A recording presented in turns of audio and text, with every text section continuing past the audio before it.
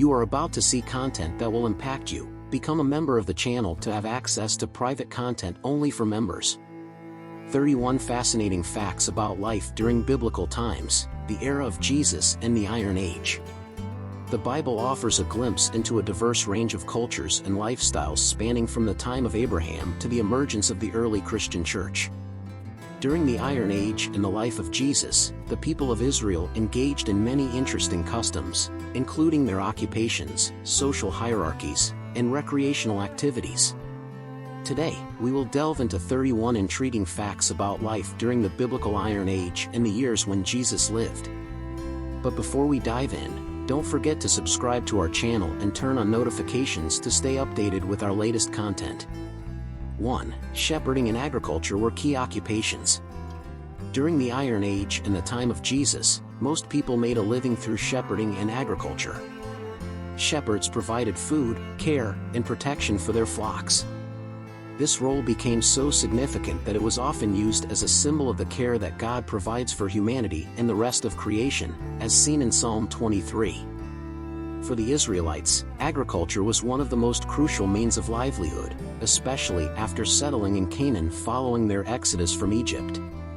The primary crops were barley and wheat. In Nazareth, plowing was done during the rainy season, from October to April. The Israelite farmers were skilled in adapting their farming techniques to the annual cycles of rain and drought, as well as to various types of terrain, including semi-arid areas, rocky hillsides, and fertile plains. Their knowledge eventually expanded to include the cultivation of melons, olives, figs, dates, and more. 2. Farmers let the land rest every 7 years. This practice, known as the sabbatical year, was a remarkable aspect of life in Israel. Every 7 years, farmers would allow the land to rest. This pattern is detailed in the biblical book of Exodus, chapter 23, verses 10 to 12, where God commanded that the land should be worked for 6 years, with the 7th year being a time of rest. This practice of letting the land rest for a year helped increase its fertility over the long term, providing practical benefits. 3. Agricultural cycles influenced religious festivals. The economy and social life of the people at that time were closely tied to the agricultural cycles. This connection is evident in the Feast of Harvest and the Feast of Tabernacles, which were religious celebrations that aligned with the agricultural calendar. The Feast of Harvest, also referred to as the Feast of Weeks, was celebrated in the spring, marking the wheat harvest, as noted in Exodus 23 verse 16. The Feast of Tabernacles took place in the autumn, celebrating the sowing and gathering of crops, along with the annual harvest. 4. Artisans began forming professional guilds after the exile. As the Israelites settled more permanently in cities and surrounding areas, many became artisans or skilled workers, roles that were highly respected and in demand. Fathers passed down these skills to their sons, ensuring they could earn a living. Around 538 BC, after the period of exile, artisans of the same trade began to form guilds. These groups are mentioned in the New Testament, where they played a significant role, such as the silversmiths who made silver shrines of Artemis, as recorded in Acts 19 verses 24 to 27. Those with specialized trades included masons, carpenters, goldsmiths, stonecutters, shipbuilders, leatherworkers, weavers, potters, silversmiths, glassmakers, and fullers. There were also lawyers, soldiers who protected rulers, tax collectors, and more, including less glamorous jobs like stone cutting, mining, camel training, rowing boats, and so on. 5. Fishing was already thriving as a trade and family business. Long before the time of Jesus, fishing was a prosperous occupation and family business. For the Israelites, fishing provided food and income, though it was less significant due to the coast being controlled by the Philistines, who sought more political and economic power. The thriving nature of fishing during Jesus' time is evident when he called James and John to follow him, leaving their family fishing business in their father's hands. 6. Many free and enslaved people provided personal services as laborers. These personal services were offered long before Jesus' time and included roles such as maids, gardeners, cooks, tutors, and childcare providers. Others provided services as midwives, doctors, money changers, prostitutes, and more. 7. Professional mourners and musicians were hired to perform. Some people were paid to mourn during funeral processions, beating their chests as they grieved.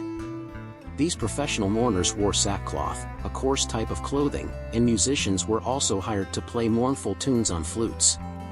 These services were typically requested by wealthy individuals. 8. A denarius was paid for a day's work. This version maintains the original information while rephrasing it to avoid any resemblance to plagiarism. Workdays during the time of Jesus. By the time of Jesus, coins were already being used to pay for goods and services. Workers typically earned a denarius for a day's work, as mentioned in Matthew 20 verse 16. 9. Merchants could be identified by the symbols they wore. Merchants were easily recognized by the symbols they carried. For instance, dyers wore colored cloths, tailors were identified by the needles pinned to their tunics, and carpenters often placed wood shavings behind their ears. However, these symbols were not used on the Sabbath. 10. Mary and Joseph lived in an oppressive society where paying taxes was mandatory.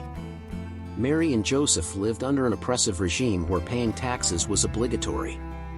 They had to travel from Nazareth in Galilee to Bethlehem in Judea when Mary was close to giving birth. The journey was essential because they needed to pay taxes during a census ordered by the Roman Emperor, Caesar Augustus. Since Joseph was a descendant of King David, who was born in Bethlehem, he had to register there. Local and distant rulers demanded that common people pay taxes amounting to 50 to 60% of everything they cultivated and owned, enriching the rulers. Although there are scholarly disagreements about the exact timing of the census, all agree that it reflects a society fraught with social unrest and a climate of agitation. Peasants suffered greatly, while the wealthy thrived. 11. There was no concept of human rights. At that time, the concept of human rights did not exist.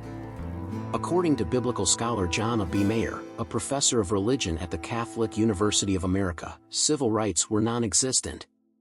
If a ruler like Herod wanted to eliminate someone, he could do so without consequence. 12. Around 10% of the population was born into nobility and lived luxuriously. As was common in agrarian societies, about 10% of the population during Jesus' time was born into nobility and lived in luxury.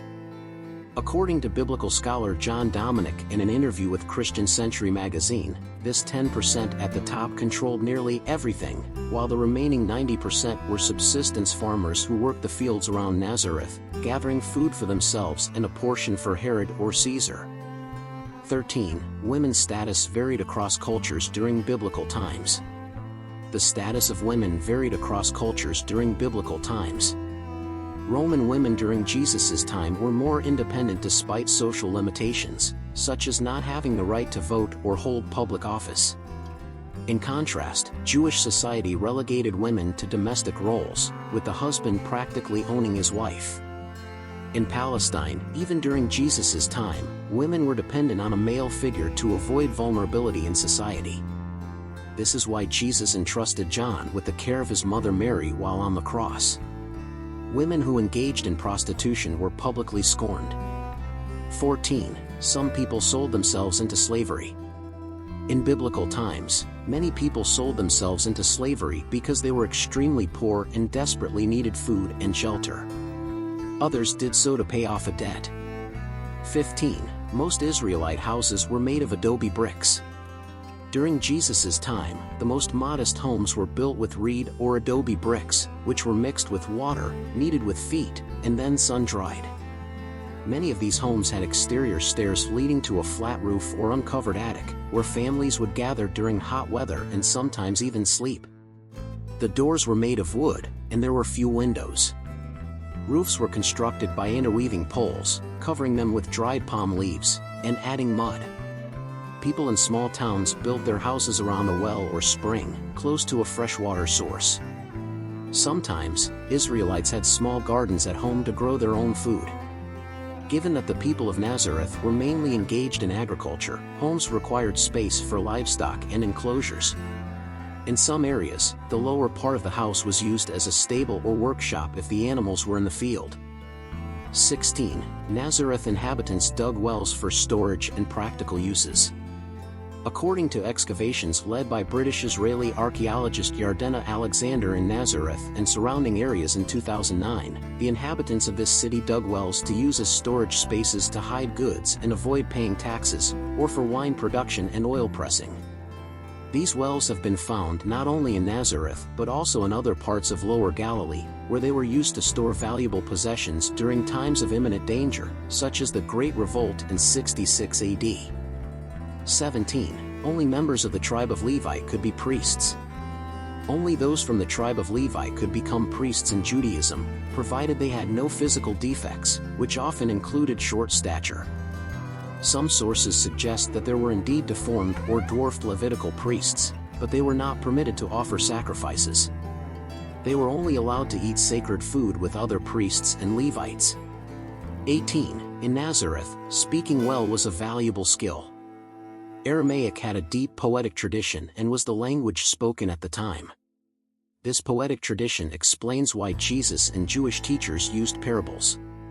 Speaking well was a highly valued skill. 19. Red meat was only eaten on special occasions. Red meat was a rare delicacy, consumed only during special occasions. In biblical times, the Israelites didn't frequently eat red meat, reserving it for special occasions. When the opportunity arose, they would consume meat from sheep, goats, or cattle. Their diet primarily consisted of unleavened bread made from barley or wheat, as well as fish, which was a common food during Jesus' time. They also enjoyed fruits, vegetables, and cheese. The fish they consumed came from the Sea of Galilee and was typically dried and salted, allowing it to be stored or taken on long journeys, either for personal consumption or to sell.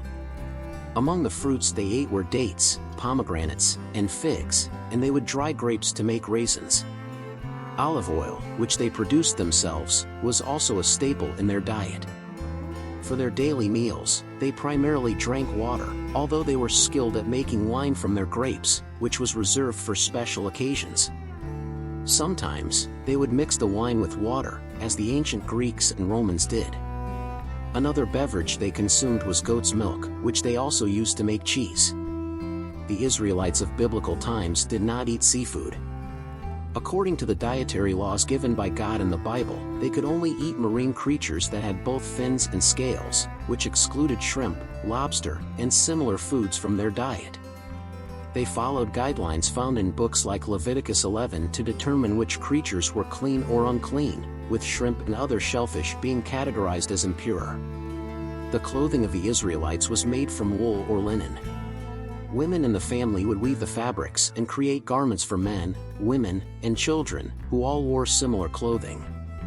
Their attire included long tunics that reached the ankles, and to protect themselves from the sun and rain, they would wear a cloak that covered both the head and body.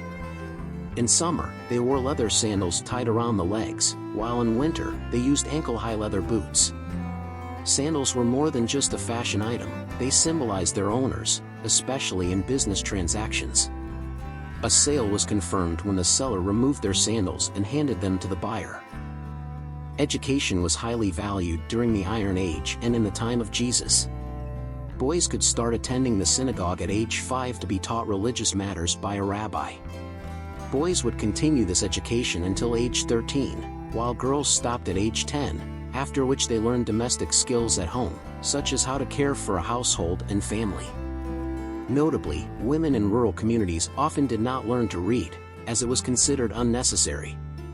Women were responsible for giving children their first teachings about Yahweh in Judaism during their early years. Afterward, the boys would attend a synagogue to learn to read under the guidance of a male teacher. The Jewish Queen Salome Alexandra made practices like reading and writing mandatory for Jewish boys to ensure they could study the Torah. The ancient Israelites had various ways of enjoying their leisure time. They would play board games like chess, backgammon, and a form of checkers. They also enjoyed telling stories about their people and how God had protected their families. Additionally, they engaged in activities such as races, wrestling, and discus throwing.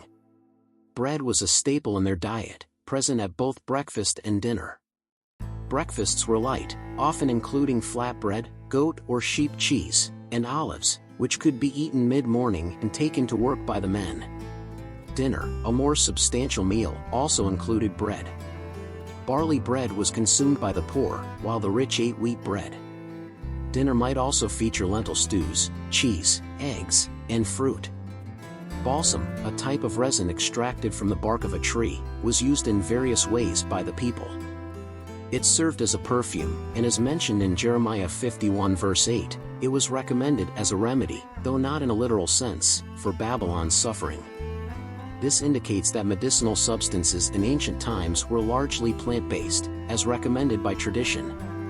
Marriage was considered a natural duty by the Jews and was celebrated over several days. It was seen as a way to prevent sexual immorality, with the Apostle Paul stating in 1 Corinthians 7 verse 9 that it was better to marry than to burn with passion. Marriage was regarded as a gift from God, just like celibacy, which was expected of single men. There was a general expectation that adult men, including religious leaders, should marry. The marriage ceremony and celebrations could last several days, and marriage was not just the union of two individuals but also their families. The wedding feast was almost a public affair, and attendees were expected to wear their finest clothes. If someone did not dress well, it was considered disrespectful, not only to the bride and groom or their families but also to the community and shared interests. The importance of wedding attire is highlighted in Matthew 22 verse 11, where it is mentioned that the king noticed a guest who was not wearing wedding clothes. Music played an important role, especially in celebrations. The Israelites used wind, percussion, and string instruments, with small harps and percussion instruments being particularly prominent.